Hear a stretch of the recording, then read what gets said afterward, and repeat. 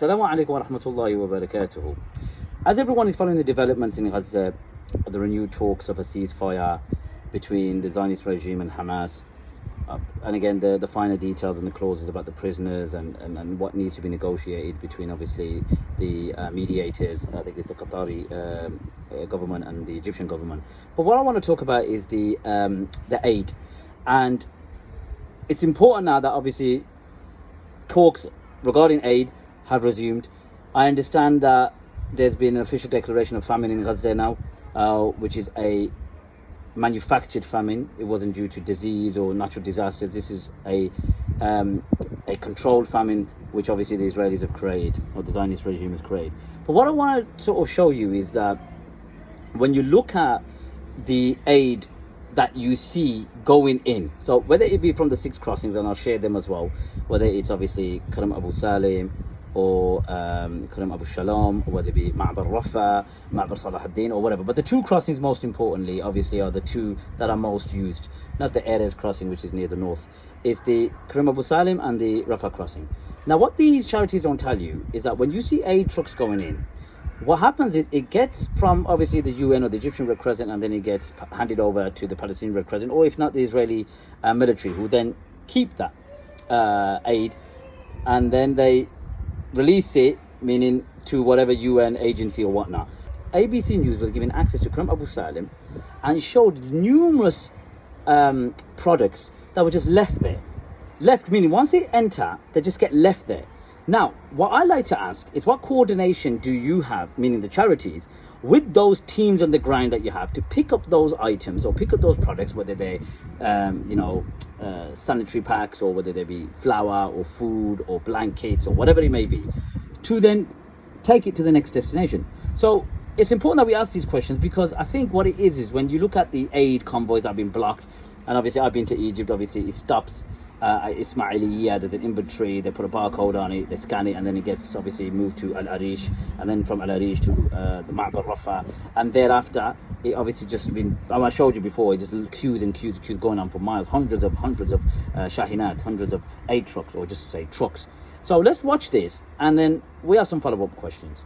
This is the first time the ABC has managed to get any access to Gaza with the IDF for the duration of this war. It is, of course, highly controlled, highly choreographed. This is the part of Gaza that Israel wants the world to see, not the destruction beyond. But it will give a sense as to what Israel is arguing here about aid being given to the Gazans, being delivered to Gaza, but not necessarily making it elsewhere throughout the Strip.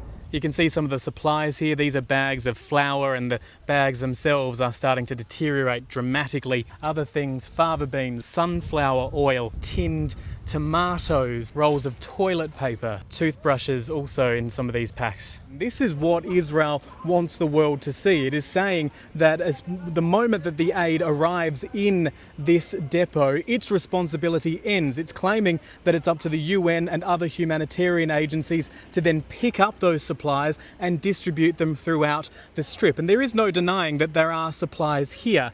What the issue is, and it's something that the UN and other humanitarian agencies have said for a very long time now, is that it's simply too difficult to do that, or it has been before the Israel Defense Forces put in place these so-called tactical pauses, these secure corridors to allow these convoys to move in and out. Let's take the World Food Programme for example. It says that in the week leading up to those aid restrictions being partially relaxed, it made more than 130 requests to pick up supplies and then take them through the Strip, but only half, just over half, were approved by the IDF. When they were approved, those convoys had to wait for hours and hours to actually get access to those sites. We're talking up to 48 hours when they were waiting to pick up these supplies. And remember, Gaza is not a very big place. We are talking about an area that from north to south is only around 50 kilometers or so. Yes, it isn't a war, so that of course means things take a lot longer to happen, but those distances are not that vast, and to be waiting that long, that is what the UN and other aid agencies say is the real problem here, that they have wanted to pick up this aid as it's come in, but it has been unsafe and too dangerous to do so, and that the IDF has wrapped this in bureaucratic red tape. So you see the amount of products that don't make it throughout the strip. They just stay there, tin tomatoes, flour, and you've seen it. Loads of items just stopped at Karam Abu Salim. Now, I'm assuming that's the case in Rafah. This is where we need to ask the following questions. This is where we need to follow up with questions, right? You have teams on the ground.